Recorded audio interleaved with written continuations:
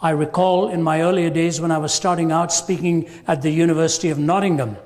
It was in the middle of my whole series of lectures, and I was talking once on the search for meaning. And a fellow stood up right at the back and he said, just shouted out at me, he said, there's too much of evil, too much of evil. There simply cannot be a God. So I said, can I interact with you for a moment?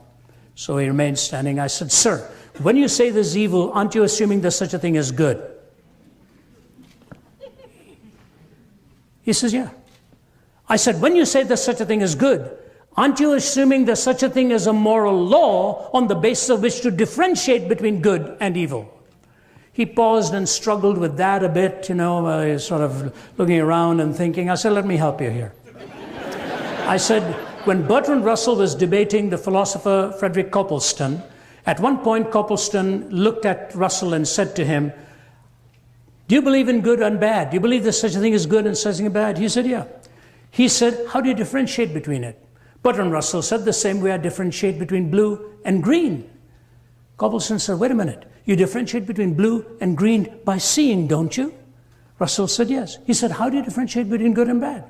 This great philosopher, mathematician, gave this answer. On the basis of feeling. What else? Now, Copleston was a kind man. Somebody ought to have turned to Bertrand Russell and say, Mr. Russell, in some cultures they love their neighbors. In other cultures they eat them. Both on the basis of feeling. Do you have a personal preference? On the basis of feeling? Really?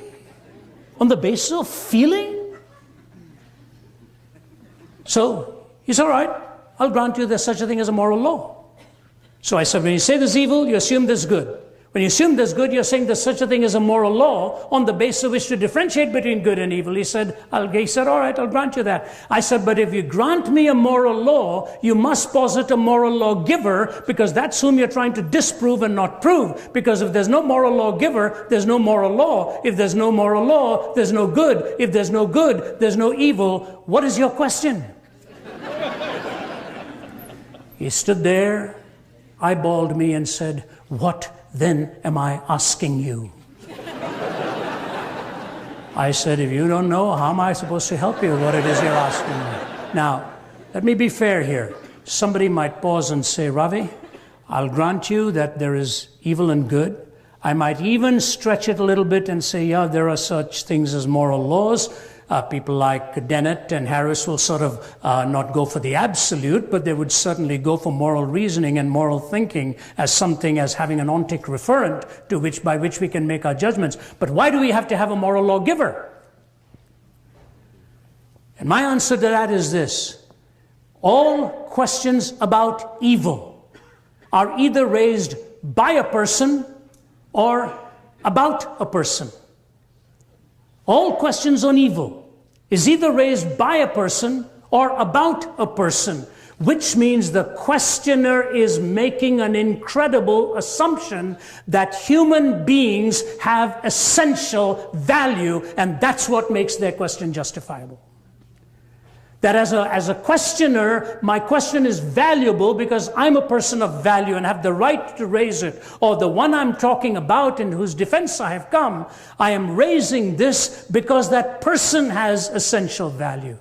Why do we argue for justice? Why do we come to the right, to the defense of the innocent?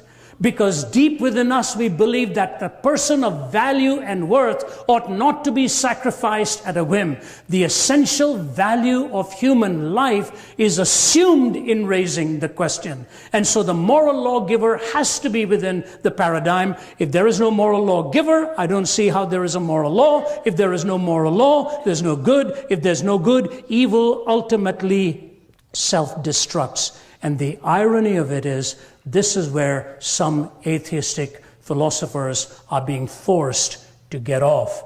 People like Dawkins and all, whom I might quote. But at the same time, the tension remains and the struggle remains.